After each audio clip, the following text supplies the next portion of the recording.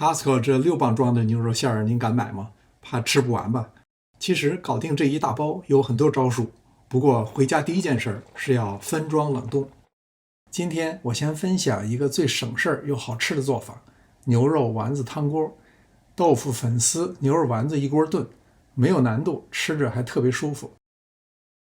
取300克牛肉馅儿，加1茶匙盐，1茶匙洋葱粉，撒入少许胡椒粉，料酒1汤匙，再打入1个鸡蛋。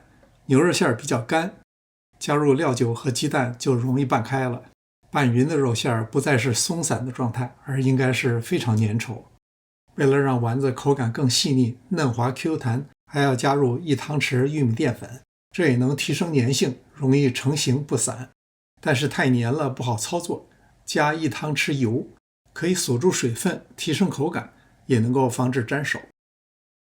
这种老豆腐也是 Costco 卖的，我几乎每次去都会买一大盒，切成大块或者是小方块都可以。用半根胡萝卜切成薄片，这大概是所有蔬菜加工中最危险的工作，确保安全，形状在其次。半颗白菜心撕碎，一颗白菜怎么吃是很有讲究的，应该是内外有别。菜帮子剁碎包馅或炒菜，菜心则做汤或凉拌。2颗西红柿切成厚片，如果讲究一点，把皮去掉更好。嫩玉米在汤里能增添一种清香温暖的味道。再准备1根葱和适量的姜丝。家里如果正好有韭菜，也可以切一小板，提色又能提味儿。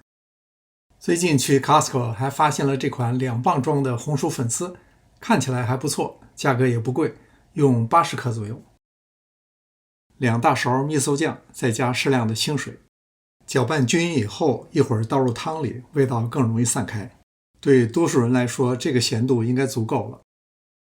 炒素菜就没有必要热锅凉油了，2锅凉油就可以下入姜丝，尽量减少油烟。接着下入胡萝卜，胡萝卜素是脂溶性维生素，只有在油中加热才能更好的释放出来，被人体吸收。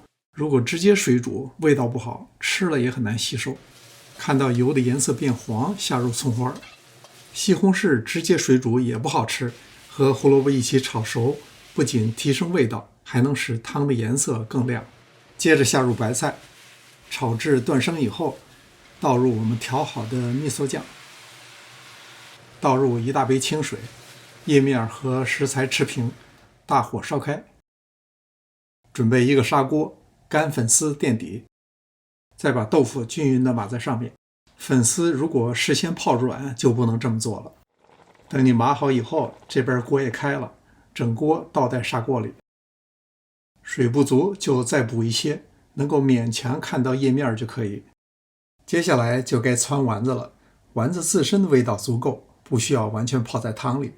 由于加了油，操作干净利索，几乎不沾手。再把嫩玉米点缀在其中，是不是画面立马变得丰富了？加盖大火烧开，转小火煮10到12分钟。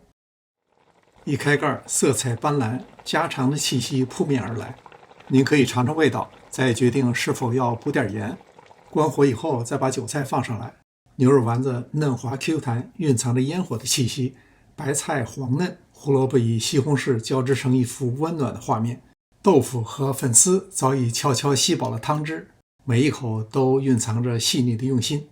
那一大包牛肉馅才用了1/9。接下来我还会分享不同的做法，包您用得上，吃得完。感谢您的观看，临走前别忘了点赞订阅。这里是上师厨房，我们下次再见。